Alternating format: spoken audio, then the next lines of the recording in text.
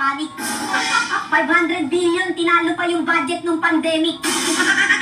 Nung pandemic, 240 billion. Nung bagyong Yolanda, 167 billion. Tapos yung kay Romualdez, 500 billion. Tapos sasabihin nyo, Martin for President, isipin nyo yun. Budget ng pandemic, tinalo mo. Budget ng Yolanda, tinalo mo. Lahat ng budget ng trahedya, tinalo mo. Kaya bantayan nyo sa 2028, baka sa Switzerland to tumakbo. Palahat ng tulong mo yung nakakakilabot. Yung politikong gumagamit ng mahihirap, nakakatakot. Tapos yung mga tanga mong fans, oo lang ng oo, ginagawa mong robot. Kayo yung mga politikong tumutulong pero mas marami yung hakot. Ang strategy nyo, gagamit ng mahirap. Pupunta ng palengke, magpapanggap. Sa lahat ng tulong, yung tulong mo yung hindi ko matanggap. Kung talagang wala kang ginagawang masama, pakapkap. Ano yung logic dito? Pag yung politiko kumuha ng pera, kanino ka magsusumbong? Sa bubble gang, kay bonggam-bonggam-bongbong? Ano, diyan ka magsusumbong? Gunggong! Biruin mo yung kawawang matanda na mitas lang ng mangga na kulong. Eh yung politiko, pag kumuha ng pera, madalang pa sa patak ng ulan yung nakukulong. Kung may makukulong, lalaya din. Pag naupo yung kapartido nila, ilalabas din. Ultimo mga dating NPA, palalayain. Back to zero na naman tayo, tang-inumin. Bakit daw tayo natatakot sa pistok, sabi pa neto? Tayo pa daw natatakot, sira ulo ba to? Bakit kami matatakot, hindi naman yan kumakain ng tao? Nangunguha ng bata, oo. Yung mga demonyo, binabakbakan namin kayo, binibaby nyo. Ikukulong tapos papalayain nyo. Nangangasar ba kayo? Maghanap kayo ng tangang lolokohin nyo. Pasensya na, hindi kami nakikipagkasundo sa demonyo. Yung tulong, tandaan nyo, dalawang klase. May tulong na paimbabaw, puro papoge. At yung totoong tulong, hindi sinasabi. Tapos 500 billion, ayuda? Walang pandemic, sus Mariosip, grabe. Yan yung ayudang first time talaga, super duper extraordinary. Sa sobrang laki ng budget, tataba talaga yung dating chubby. Sa sobrang bait mo, pwede ka na sa libingan ng mga bayani. Yung tipong kumuha ka ng maleta sa airport, tapos ikaw pa yung bayani. Yung mga Pilipino, ginagawa mong tamad. Yung tipong hihilata na lang sa banig, tapos magkakamot ng bayan. Imbis na bigyan mo ng pamingwet, bibigyan mo ng isdang binilad. Trabaho ang ibigay mo para lalong magsipag. Kasi pinapalabas mo, tutulong ka sa tao. Ang lumalabas kami pa tutulong sa'yo. Pera ng tao yan, baka kala mo. Ayuda, sa laki ng budget, abono pa kami, loko. Speaker, saan ka punta? Anak ng buhaya, suplado ah. Speaker, open the book na. Ang tambok-tambok ah. Saan kaya pupunta to? Mukhang pupunta sa palengke ah. Walang hihingunan ah, sarap magmura.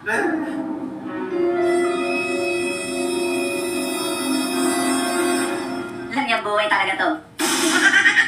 Tapos sulong ka pa ng sulong ng tsa-tsa, ultimo pinsan mo nakukulitan na sa'yo. Ako nakukulitan na sa'yo. Yung OFW sa Japan nakukulitan na rin sa'yo. Halos bulagin niyang mata mo sa sobrang kulit mo. Tsa-tsa ka ng tsa-tsa, ano bang problema mo?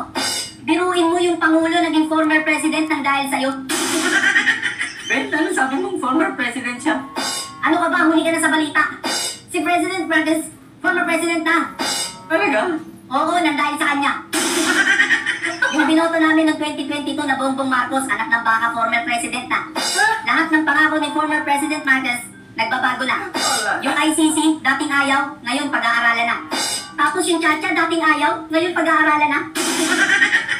Sumulat ang ICC prosecutor na si Karim Khan at nagre-request na siya at ang kanyang team ay pumunta dito sa Pilipinas para simulan ang preliminary investigation sa di umano'y mga krimen laban sa sangkatauhan na may kinalaman sa war on drugs ni President Duterte.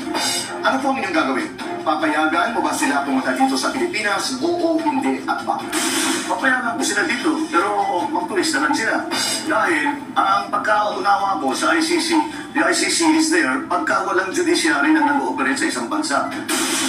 1 year later. Pinag-aaralan ng gobyerno ang posibleng pagbabalik ng Pilipinas sa International Criminal Court o ICC. Ayon yan kay Pangulong Bongbong Marcos. Saksi si Ivan Mayrina. Si Pangulong Marcos na mismo, tinanong ng media kanina kung ano ang tingin niya sa inihayang mga resolusyon sa Kamara na humihimok sa gobyerno na magkapagtulungan sa investigasyon ng International Criminal Court o ICC sa war on drugs sa Administrasyon Duterte. There is also a question, should be returned under the fold of the ICC. So once again, under study. Papayaan na po sila dito, pero mag-tourist na lang sila. Walang yung buhay talaga yan. Alam nyo, kagagawan natin ni speaker eh. Lahat ng sinasuggest nito sa Kamara, pinag-aaralan ng Pangulo eh. Kaya mali yung OFW na tusukin yung mata nito eh. Dapat tinaambalos ng placards to eh.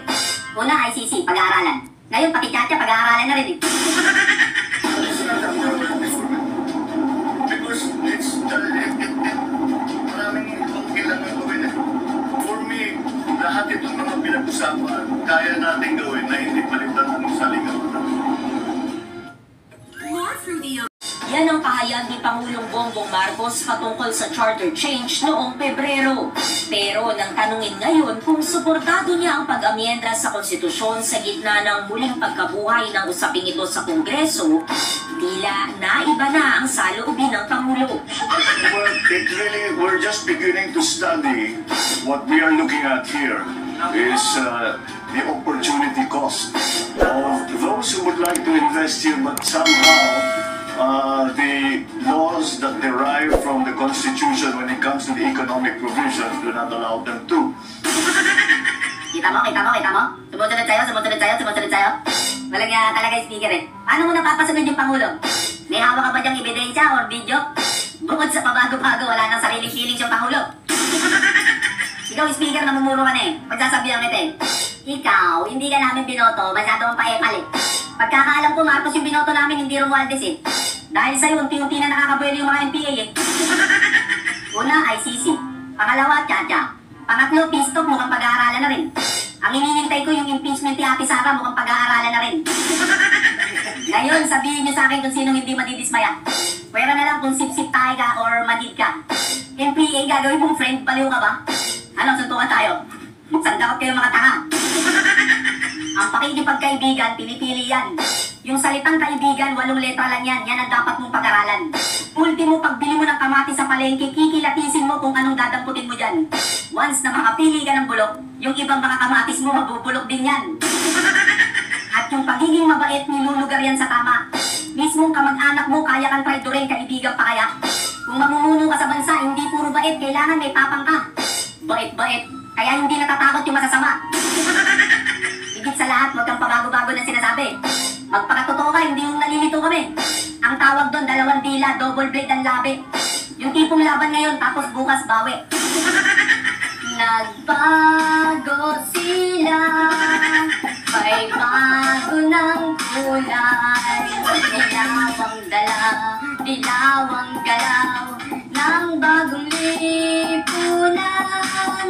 Nagbabago na sila, dilawan at kulay.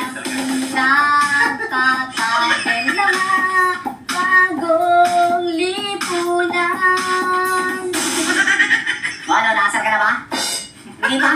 O, ito pa. Gabi nagparty ang lahat at inabot pa ng magdamag.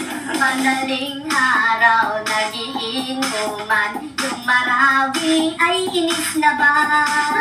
At si France may pag-asa, at sa pisto kanong ganda.